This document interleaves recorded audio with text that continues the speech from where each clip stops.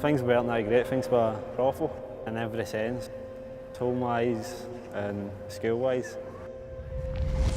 Being in foster care, you start focusing a lot more, and education takes a back seat.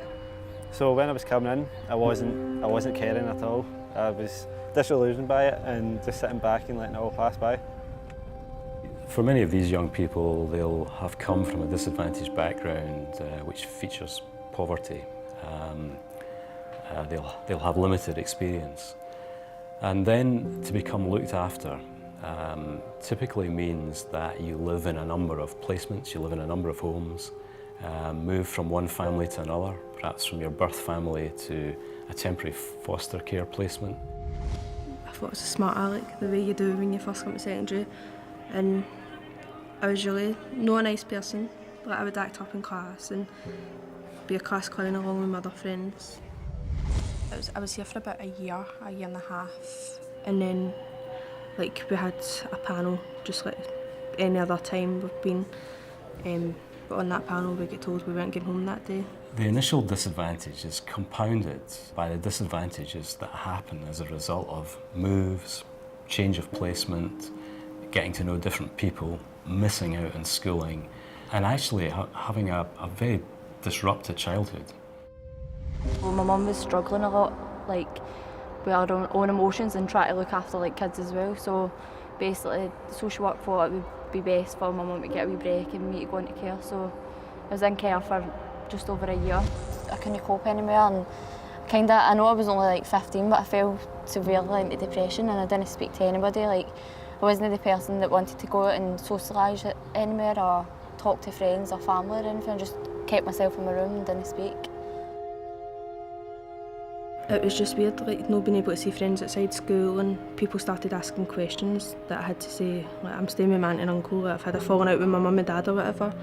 I think a few people actually clicked on but never voiced it.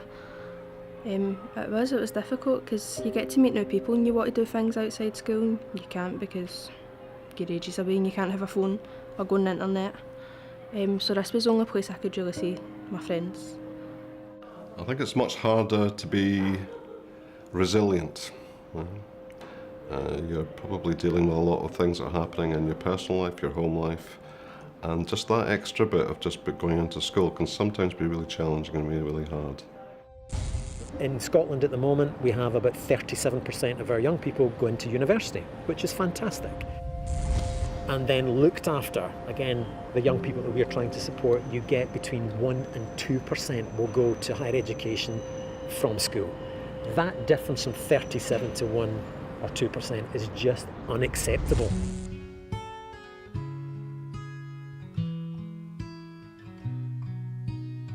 St Andrews is a school in the East End of Glasgow. The makeup of the school is wide and varied, but there is a significant number of young people who come from challenging circumstances, quite substantial poverty in the local area, which impacts on our young people. I would be saying it doesn't impact on our school because we don't allow it to. So it's an interesting school in that sense. Young people in Glasgow come from a range of different backgrounds. We have 42% of our young people live in the most deprived decile. That's 26,700 young people living in deprived communities in the city. They don't get the same experiences as young people in leafy suburbs, and they don't have the support networks that are available to people who live, to other families that live often out with the city. We have 10% of Scotland's population, but we have 20% of looked after young people. And over and above that 20% of looked after young people, we also have a group of young people who, because of their family circumstances, would be described as vulnerable. They may not be looked after as such in terms of having a supervision order or be looked after away from home, but that doesn't detract from their vulnerability. That they have sometimes quite chaotic personal and family circumstances, or at least they have discontinuity, they have breaks, they have changes, they have things that lack and give them instability. If you miss a day or you miss a week, as little as, you can struggle to get back into that subject or that particular area. If you then look at looked after children, looked after the vulnerable, they can be missing days and weeks and months, again through no fault of their own, just because of the disruption around them. Very difficult to get back. What happens? They lose confidence. If they lose confidence, they start to reflect and become inward looking as opposed to engaging with what's going on around about them. So it becomes self-fulfilling. It becomes a very negative experience. That then manifests itself into quite a serious educational impact, because the education gets broken. It gets stalled, it gets delayed, and it gets disrupted. When I was in primary 7, I was in learning support classes. So out of about 60 people, there was 4 people that were maybe doing primary 7, maybe doing primary 3, primary 4 work, and I was one of them. And at that point I didn't think I was going to do very much. I wasn't great at maths, English, I wasn't great at anything. I couldn't see any better of that. Difficulties, particularly in the transfer from primary to secondary school, that's a particular risk, because at secondary school you have to get to know more adults, and they might choose to become anonymous and then get missed out. When I was going through that stage in my life, I didn't trust anyone, even friends. Like, they would come to my door and I wouldn't speak to them, and like, came a stage in my life I didn't want to go to my family because they were going through the same things as me at that point. So basically I had nobody to speak to that wasn't going through like bad things or anything.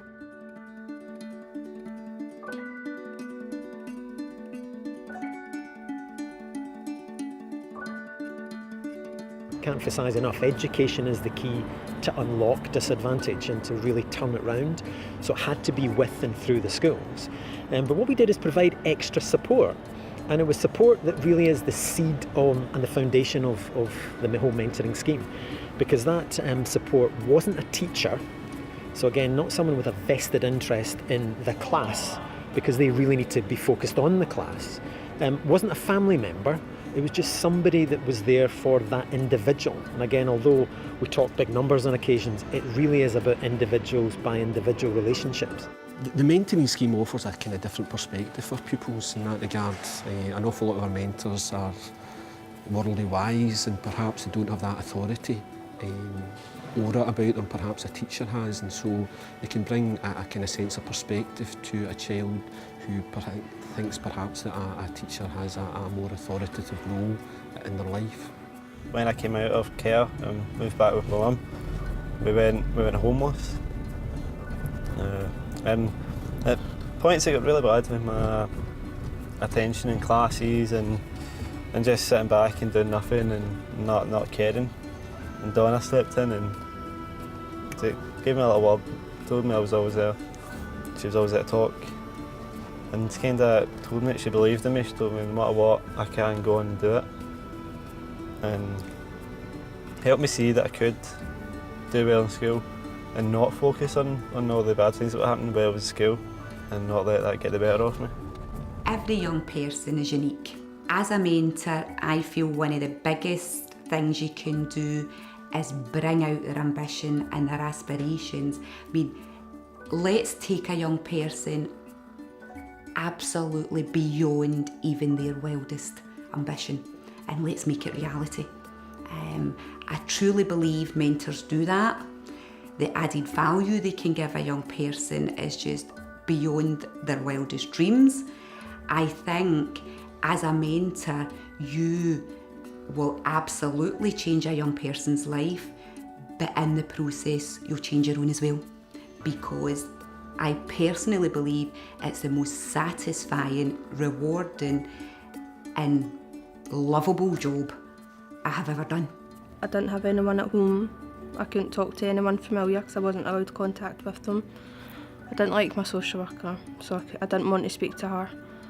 And I didn't want to speak to my foster carers because I kind of took it out on them a wee bit.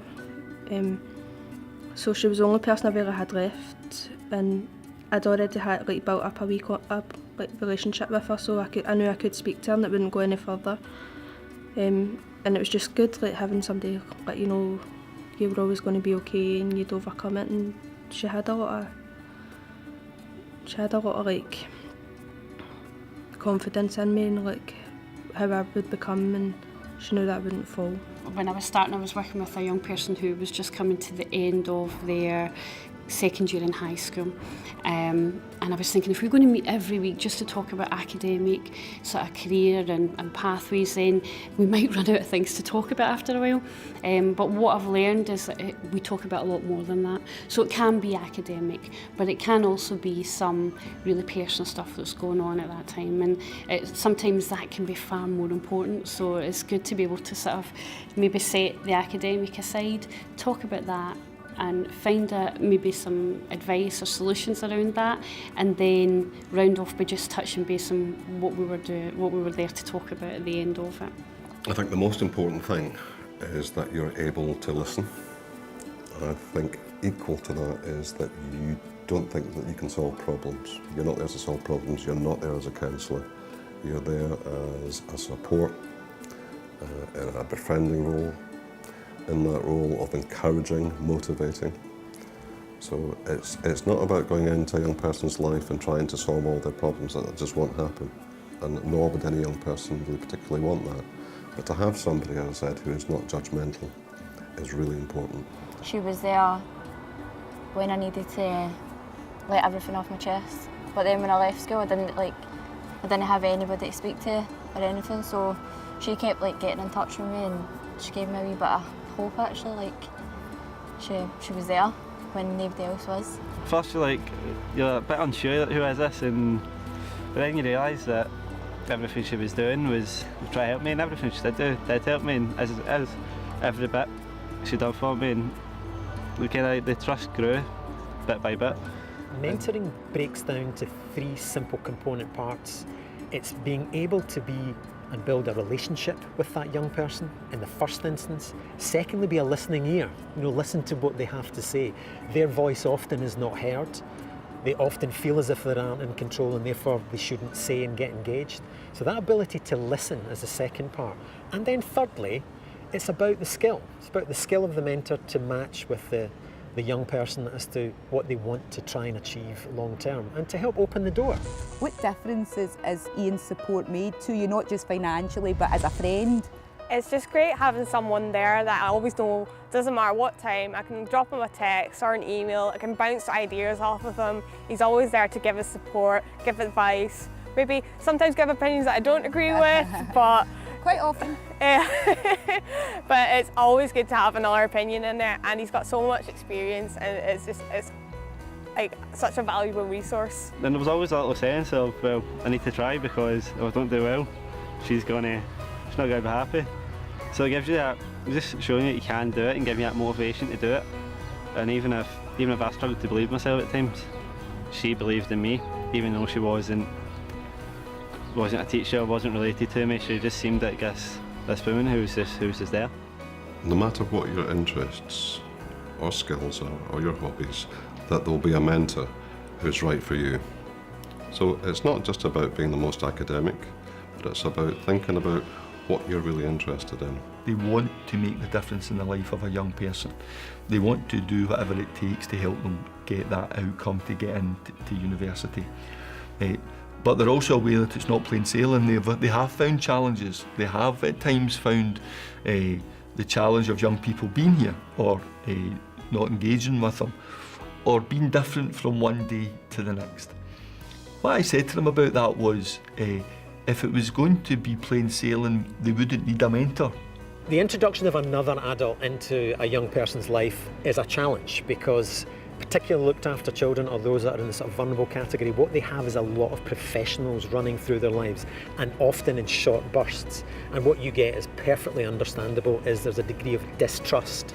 So in terms of mentoring, we are quite explicit up front that this mentor is not a teacher, is not clearly a family member or connected person, and it doesn't have any professional obligations in the sense of reporting about you. This person is here for you. So sometimes we have to be quite explicit up front as to what they're not, and then allow space and time, because that's the most important thing. You can't impose relationships on anyone. You have to allow the space and time for the relationship to form. We had to try, as the mentors within the school, to make sure that we nurtured them to try and reduce the impact of what was going on at home to make sure they got from their education what they were entitled to get and what would break the moulds for them not to be the next generation as some of the things that were happening in the area. I think a POW's achievement really is judged by relationship, and that's the most important thing for this scheme, is we don't want it to be seen to be about numbers, we don't want it seen about scale. Scale will come as a consequence of us having lots of good one-to-one relationships between the mentor and the young person. And for me, the judge of success is when you hear a young person coming back saying, that mentor, that person, that named individual has made a big difference to me. I could have been, but I am. That's the judgment of success, is that that has changed the pathway.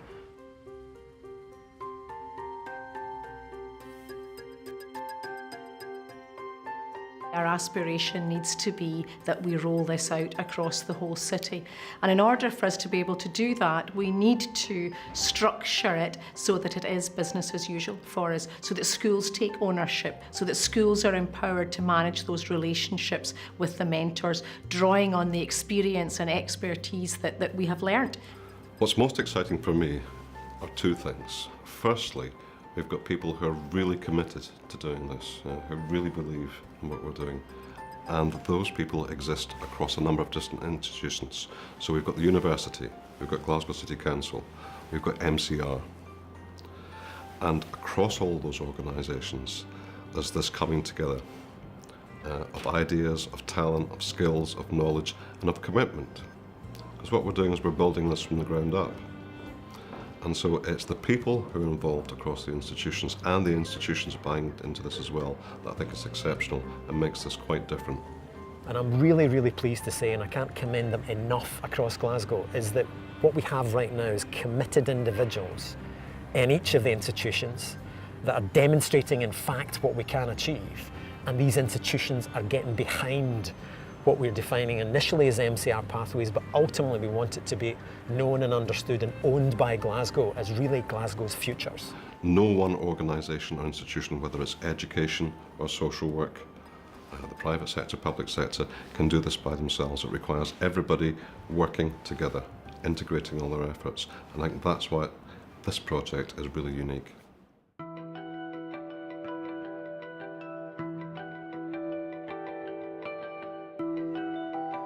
In St Andrews, what we formed is effectively MCR Pathways as it is now. 3 particular pathways. They're not mutually exclusive. It's looking at that individual young person, but it's looking through the eyes of the mentor, complementing the teaching and complementing what the family thinks. And it's looking at what is the true potential of that individual, and then looking at placing them on one of 3 pathways. And again, they can change between the 3. And it is looking at the disengaged from education. How can we get them re-engaged as one succinct pathway? The second one is then simply further education and a job. And I have to say the end result for all the pathways is ultimately a job that meets with their talent and with their potential. And then the third one, to higher education. Often with the various young people that have been through the MCR pathways, what they think and what we program them to think because of their circumstances is that they can't have both. They can't deal with their problems and engage fully and realise their potential in education. What the mentor's trying to do is saying, no, you can do both, and give them that MCR, as we now call it, in terms of give them that motivation, give them that commitment to see it through, and then the resilience that ultimately is when they will achieve. There are 3 pathways in the programme, and the disengaged pathway is one that probably I've engaged with for longest, which was about doing something which I hadn't seen done before when I came to St Andrews, which was young people who had disengaged with school, who had disengaged with the kind of traditional education system, and for whom the partnership put something in place. I thought it was hugely creative, and I thought it was very well thought through. I left school at 15 and basically I had no ambitions, fell into depression. I was sitting in my room, I was like, nope, not doing anything in my life, don't want to speak to anybody, don't want to do anything, and then something just triggered in my head and I was like, you've not got experience, you've not got nothing, nobody will take you on. You need to get back into college, you need to get back into a course and do something. And that's when Donna sent me out a letter saying, we've got this course for you, and I ripped it up. I got it and I ripped it up and I was like, no, don't trust anybody, I'm not going to try anything new, I'll just sit in my room. She kept sending them out, she kept doing it, and she kept phoning. She was like, I believe in you, I really believe in you, like, you need to come and do this. So I started it, and basically since that day, I think I was like 16, 17, I've not stopped. I felt lost a wee bit. So I went to the careers office, who really helped. She didn't push me because she thought I should stay and finish school, but she was still very supportive and said if that's what you want to do, then go for it. So I'd sat with the careers office, I'd done my CV, I'd sent it away, and I got word back for an interview. The second pathway is for young people who were engaged with school, who were doing well enough at school, but where we were really targeting them was to get them into further education and then to support them when they're there. And that's an important part of this story. We hold on to the baton. Yes, when they're at school, we do things to help them. We help them get into that new future, and that pathway's about that. How do we support them into college? How do we help them with their applications into college? How do we get them the qualifications they need to get there? I remember doing all my UCAS application forms with Donna. She helped me quite a lot of it. I remember sitting in her office and thinking, wow, it's actually happening.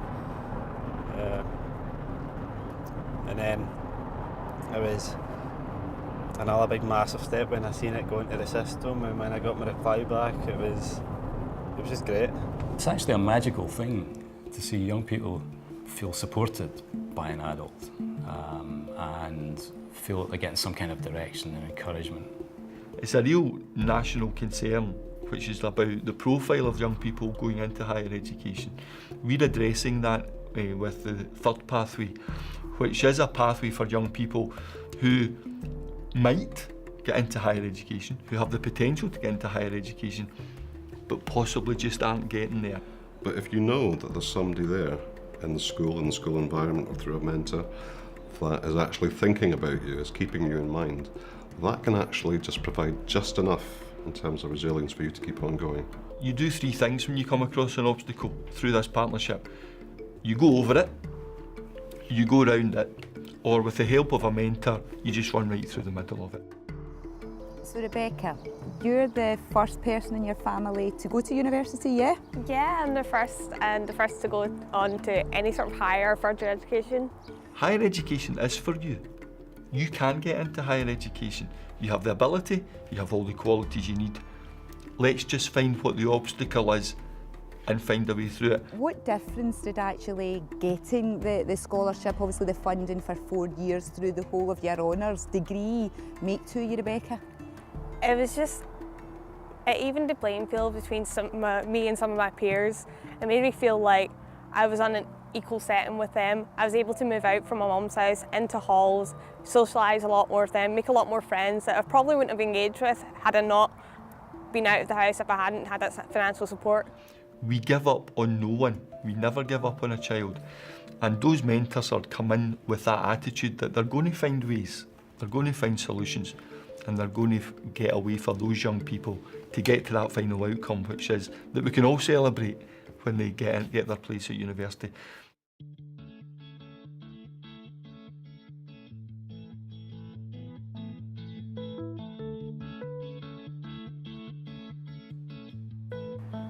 Liam in primary 7 was actually doing work of a primary 3-4-year-old. So to a young man who's now at Glasgow Caledonian University is just an absolutely tremendous achievement.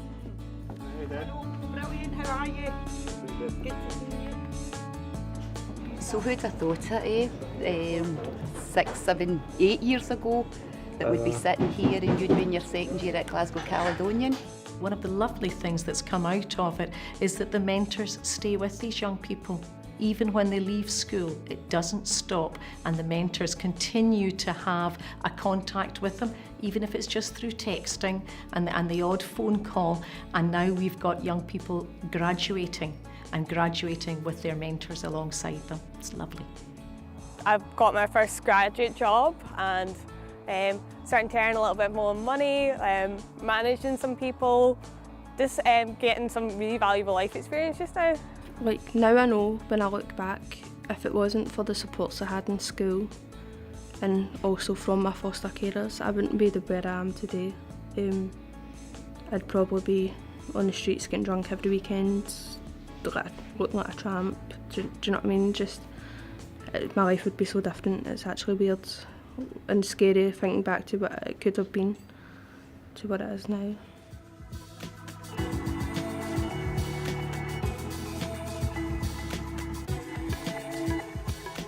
I can't even explain how bad my life would have actually been if I didn't have a mentor. Because I think if I didn't have somebody to speak to, then I would have all been trapped up inside and I would have just been fighting this war with myself. Somebody's actually there to believe in me, and she does believe in that I can go somewhere in life with it. So having a mentor's 100% helped my life, 100%.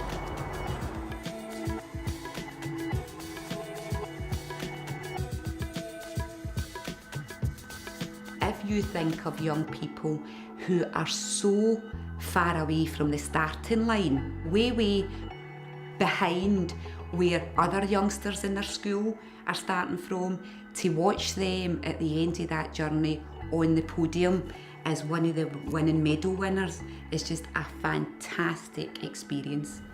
I went primary to first year, didn't have any confidence at all, and now I feel like I can do anything. Now I've kind of learned that everything that's happened, this is because of Donna. To me, having someone there was the best thing. So for another young person to have that, it makes a difference. Even though when I know this through experience, when you're young, you're like, what do they know? They don't know anything. Like, they're not in my shoes, and it was really good. I just think it's a lot of help for somebody going through that, because no matter what they say, they always need someone to talk to, and they always need a push. I feel like you do everything, someone believes in you, and that's what you're doing. You're doing this, and it's going to make a massive difference, and it already has. Like from years and years of your experience. You'll get emotional now. She just said to me, how did they match us? And I says, I don't know, that's a really good question. We'll need to maybe find out how they done that. And she went, because I think they got us right. But the best satisfaction I get is talking to the young people, and when they say, unprompted, from the heart, that made a difference to me, and it's thanks, it's a gratitude, you know, you feel emotional when you get involved in it. Like, I'm at uni, but I didn't think I'd get to university, and I did, so now I want more. I'm not just going to settle. I am personally so proud of him, and I'm keeping him to the promise that I will be there on his graduation day.